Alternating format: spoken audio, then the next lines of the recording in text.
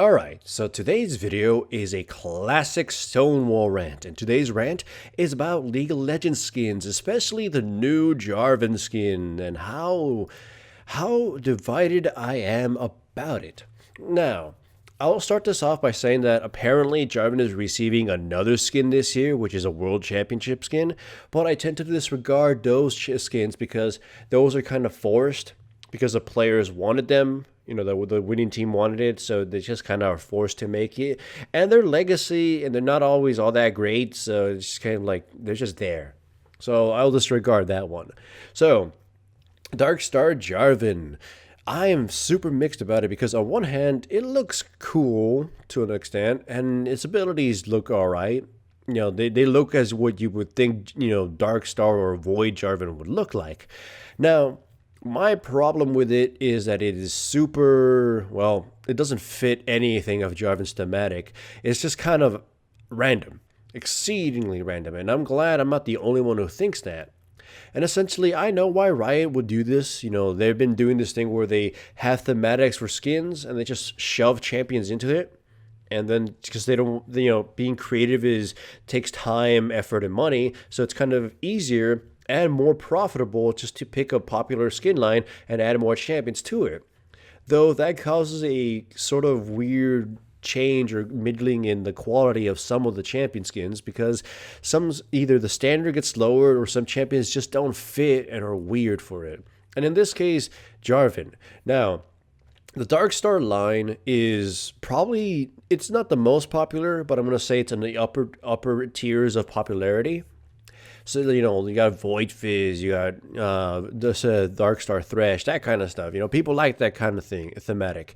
It's not the most popular like Star Guardian, but, it will get some attention, and you could do some stuff with that, do some Lovecraftian things, do some kind of weird, evil, spooky space things, right?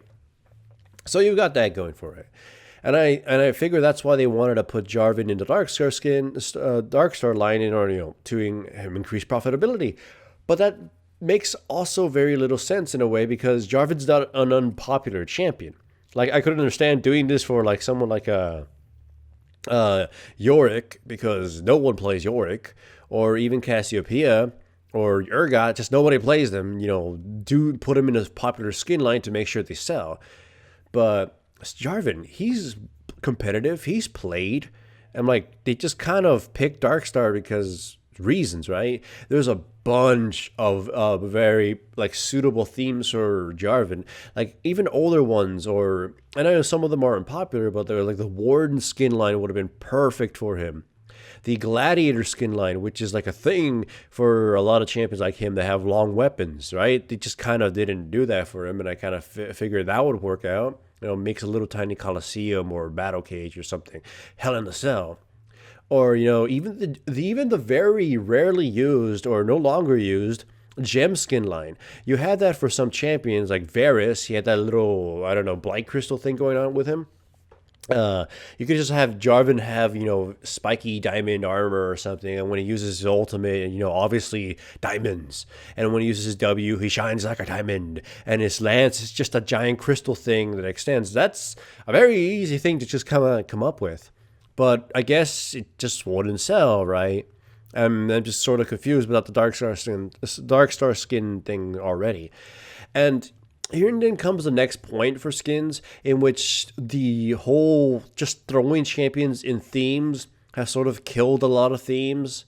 Like, sure, they'll still make some quality skins with these, but overall they tend to add a lot of fluff.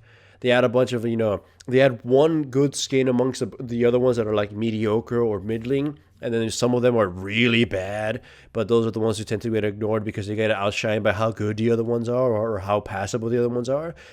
And it sort of led to a lot of missed opportunities. Now, like this one, God Staff Jax was recently released, and I have never been as disappointed as I could as I've been in a long time. And now, don't get me wrong, it's a wonderful skin. It's badass. But that's a problem because the predecessor, or the original, the one that started it off, was Godfist Lee Sin, and that skin was amazing. Probably one of the best skins in all of League of Legends. It had a different voice. It had different lines. Well, it had the same voice actor, but you get what I mean. It had updated particles. Everything of it was amazing.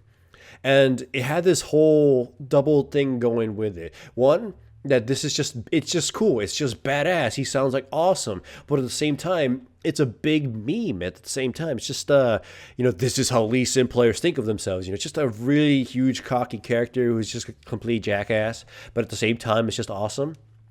And I sort of figured Riot could have, kept this going. Make the God skin line about all the solo queue superstar champions. Riven, Fiora, maybe Rengar, that kind of stuff.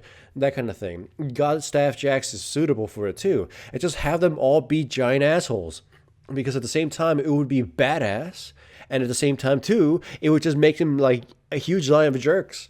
Imagine a Riven saying like, I could defeat you with just one combo, or like it doesn't matter how many times you bring me down, I'll have more kills at the end, or something like that. Just make it super cheesy, super meme-ish. At the same time, it comes off as cool. They could have kept that going.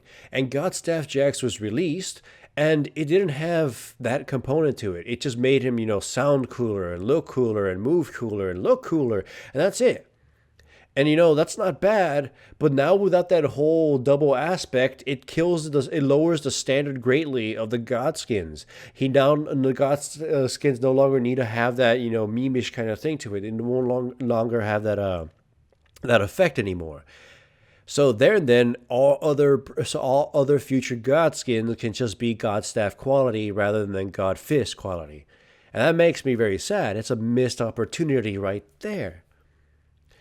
And there's the other one that a lot of people were up in arms about, the magical girl Syndra, or whatever, space star guardian. I don't know. Just call her, just Sailor Moon Syndra. Now the other skins that came out with it, they also, except the Ari, they were all different quality, right? But the thing that made a lot of people upset with Syndra, which they didn't look bad. Everything about it didn't look bad. It's just that the voice being the way it was is very off-putting. Now it doesn't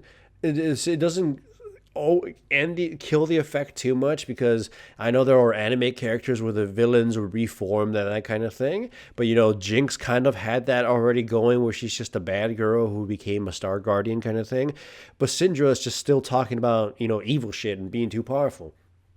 And I know the other Star Guardians didn't get their voice altered either, but theirs kind of already naturally fit with what the motif of the Star Guardian was, right? Ezreal's cocky nature already kind of fit.